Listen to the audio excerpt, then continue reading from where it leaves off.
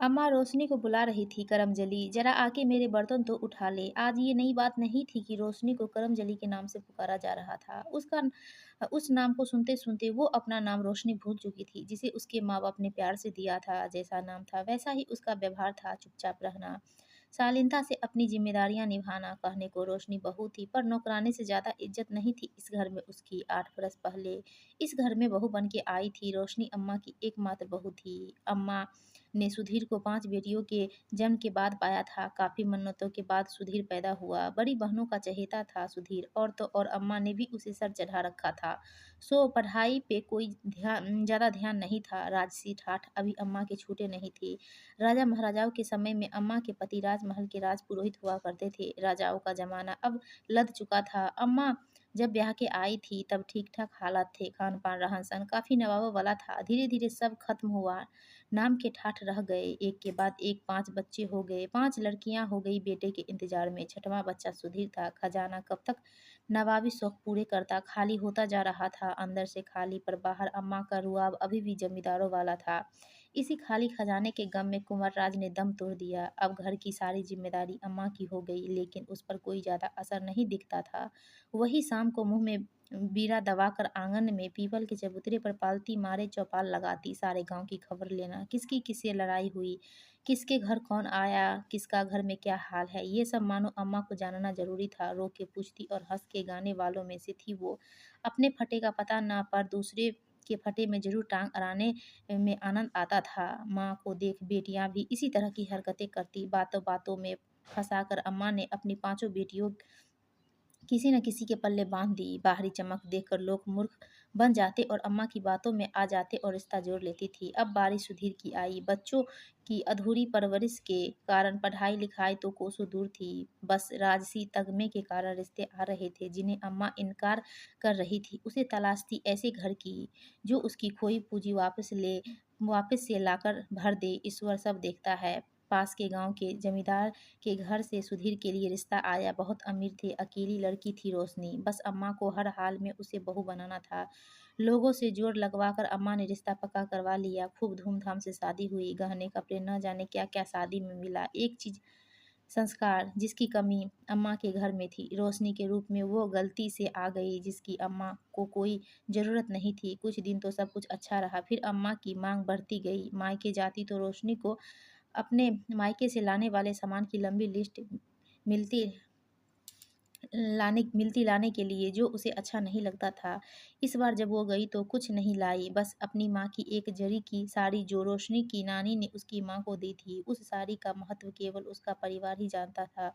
इतने गरीब घर में आकर कभी उसने अपनी असलियत अपने माँ बाप को नहीं बताई, लेकिन अब वो वहाँ से कुछ न लाने की सोच, बस वो कुछ मीटर आंचल लाई, जो हर परिवार की मर्यादा होती है अगर समझो तो। अब अम्मा का व्यवहार भी बदल गया। वो रोशनी को करमचली कहने लगी, जैसे उसने ही सारा घर खाया हो। दहेज की रकम से अच्छा चल रहा था, पर रोशनी ने अब घर से कुछ न लाने की ठान ली। घर की हालत देख सुधीर अपने दोस्त की दुकान पर बैठने लगा। जो थोड़ा मिलता उसी से रोशनी घर चलाती। रोशनी घर के काम में लगी रहती। इसी बीच रोशनी पेट से हो गई, लेकिन अम्मा वही गाली गलौज, चौपाल पर बहू की चुगलियों की से बाज नहीं आती थी। दूसरों के साथ अपनी घर की भली बुरी भी कह देती। बहू पर बिल्कुल ध्यान नहीं था, बस खुद जवान सी बनी ठनी रहती। थोड़े समय बाद रोशनी ने नन्ही परी को जन्म दिया। अम्मा ने अंदर से ही चिल्लाकर दाई से पूछा, क्या जना है? करमजली ने, लक्ष्मी आई है अम्मा, दाई की अंदर से आवाज आई। अम्मा ने तुरंत कहा, अरे नागिन आ गई है डसने।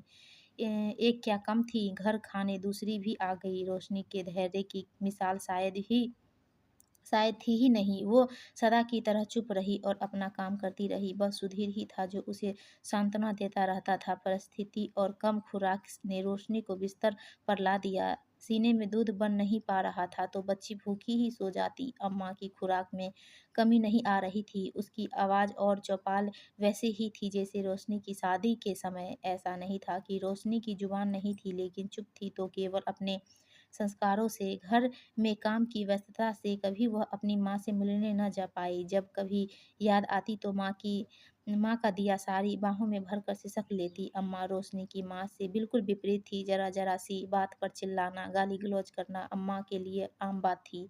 दूसरों का ख्याल रखने में रोशनी अपनी तरफ बिल्कुल ध्यान नहीं दे पाती थी।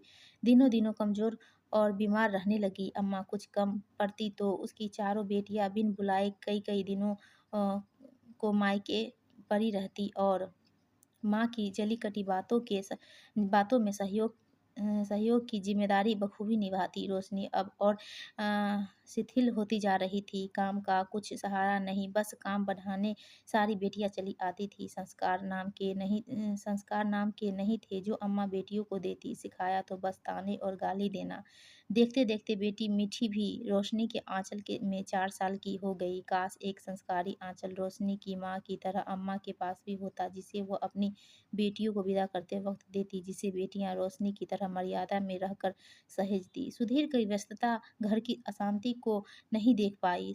शांत स्वभाव की रोशनी भी घर की खातिर उसे कुछ नहीं बताती थी। सुधीर सोचता था कि सब कुछ ठीक चल रहा है और इसलिए सब बहनों और माँ की मनमानी चल रही है। रोशनी को हमेशा अम्मा यही ताने देती थी कि मेरे 6 बच्चे हैं, मैंने इन्हें नाज़ुक से पाला है, इनको वैसे ही रखना जैसे मैंने इन्हें रखा है, इन्हें बिल्कुल कष्ट नहीं होना और मुँह से एक शब्द भी न निकालना। सुधीर चाहकर भी अम्मा के खिलाफ कुछ बोल नहीं पाता था। जब रोशनी बहुत घुटती तो कमरे में जाकर रो लेती थी। अपनी ज़िंदगी से समझौता, ख्वाहिशों का कत्ल उसे मजबूर कर रहा था। उसने खुद को ज़िम्मेदारियों की भेंट चढ़ा दिया था। वो कहीं से भी बहू सी नज़र नहीं आती थी, नौकरानी की तरह रहती थी। बेटी भी काफ़ी समझदार शांत थी। अम्मा के पास जाने से डरती थी क्योंकि शब्दों को समझ ही नहीं पाती थी। दादी से नागिन नाम सुनकर सहम जाती थी और फिर खेल में व्यस्त हो जाती थी। सुधीर दुकान से देर रात लौटता और खाना खाते ही सो जाता। रोशनी देर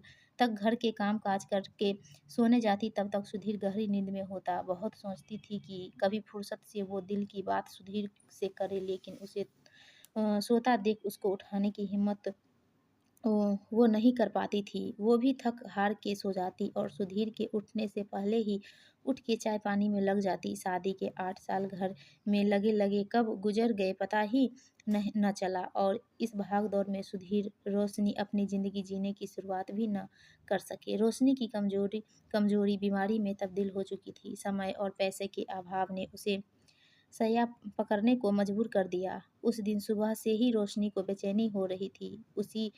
उसकी उठने की क्षमता खत्म हो रही थी। आज पहली बार उसने सुधीर को घर पर रुकने को कहा, उसे अपने पास बैठाया और उसकी गोद में सर रख लिया। मानो उसे ज़िंदगी मिल गई। आज तक कभी इतने करीब से वो सुधीर को नहीं मिली थी जितना आज। दिल की बात करने का वक़्त शायद उसे बचा ही नहीं था, फिर भी लड़खड़ाई जुबान में बोली, "आप अपनी माँ को मेरी माँ का वह साड़ी जो उसने विदा के वक़्त मुझे दिया था, दे देना और बता देना कि इसे मेरी बेटी को इस घर से विदा होने पर ओढ़ा दे और वो इस आँचल की इज़्ज़त बनाए रखे। हर माँ शायद इसलिए अपनी बेटी को एक साड़ी देती है कि वो न भूले माँ के वचन और मर्यादा। हम उसका मतलब अभी तक समझ सके समझ हम उसका मतलब अभी तक समझ ना सके। ये वस्त्र जो मायके से मिलता है वो संस्कारों को मर्यादित रखने के लिए होते हैं, दोनों घरों की इज्जत को ढाँपने के लिए होते हैं और शायद भाभी भी इसी बात को याद दिलाने को हर त्योहार पर साड़ी देकर इस परंपरा को निभाते हैं। आज दिल की बात कहकर रोशनी सुकून महसूस कर रही थी, लेकिन ये बात काफ़ी देर से कह पाई। इस बात को कहने की हिम्मत ज़रा जल्दी आती तो आज सुधीर को रोशनी को खोना न पड़ता। इस कदर भी संस्कारों को नहीं ओढ़ना चाहिए था तुम्हें। आज सुधीर ने ऊंची आवाज़ में बात की। किसके लिए तुम निभा रही थी? जरा मेरा भी सोचा होता कि मैं अब क्या निभाऊंगा तुम्हें खोकर। तुम रुको, मैं डॉक्टर लाता हूँ। नहीं, रोशनी ने कहा और सुधीर को बाहों में जकड़ लिया। बस इसी बीच एक लंबी सांस खींचकर रोशनी ने सिर लुढ़का दिया और हमेशा के लिए शांत हो गई। सुधीर की आंखों में सन्नाटा और खामोशी थी। वो अब भी कुछ बोल न पाया। सदा की तरह सुधीर में जैसे मानो कांटों तो खून नहीं, वो सन्न रह गया। आंखों से कुछ दिख नहीं रहा था। आंसुओं की धारा सुधीर के कपोलों से टपक रही थी। वो भागकर माँ के कमरे में गया और माँ से बोला, रोशनी नहीं रही। माँ ने जो उत्तर दिया उससे सुधीर अचंभित रह गया। सदा की तरह कर्कश आवाज में बोली, कोई बात नहीं और अच्छी आ जाएगी, सब्र रख। बस इस नागिन को भी निकाल दे, जिस दिन से आई है जीना हराम कर रखा है। सुधीर ने जहर का घूंट पिया और उल्टे पांव अपनी रोशनी के पास आ गया। उम्मीद नहीं थी कि इतनी बेरहम भी माँ होती है। आज सुधीर को रोशनी की सहनशीलता पर फक्र हो रहा था। कितने जल्लादों के बीच वो जी रही थी। एक वो रोशनी की माँ थी और एक मेरी ये माँ है। इतना फ़र्क क्यों है? माँ तो दोनों थी। इस पहेली को कोई भी नहीं सुलझा सकता। आज सुधीर को मलाल था कि वो किस माँ की कोख से पैदा हुआ। बिल्कुल भी मोह नहीं, जिसने दिन-रात केवल इस घर को दिया, उसके प्रति इतनी निष्ठुर। पत्थर दिल भी किसी गैर की मौत पर अफ़सोस तो करता है, पर ये क्या? उसने सोचा, वाकई रोशनी सही कह गई कि अम्मा के आंचल में किसी के लिए भी छाँव नहीं थी और रोशनी ने अपनी माँ के आंचल में सभी को समेटे रखा। सबको समेटते-समेटते आज वो खुद ही सिमट गई। भारी कदमों से सुधीर रोशनी की विदाई करने लगा। सुधीर ने रोशनी की माँ की वो संस्कारी साड़ी निकाल कर रोशनी को ओढ़ा के ही अंतिम विदाई का निर्णय लिया और फिर बेटी को बेटी को लेकर बिना सोचे समझे कभी खत्म न होने वाले सफ़र पर निकल गया, जहाँ ऐसे बेरहम लोगों का साया भी उसकी बेटी पर न पड़े। दोस्तों, आपको यह कहानी अच्छी लगी तो प्लीज़ वीडियो को लाइक कीजिए और हमारे चैनल को सब्सक्राइब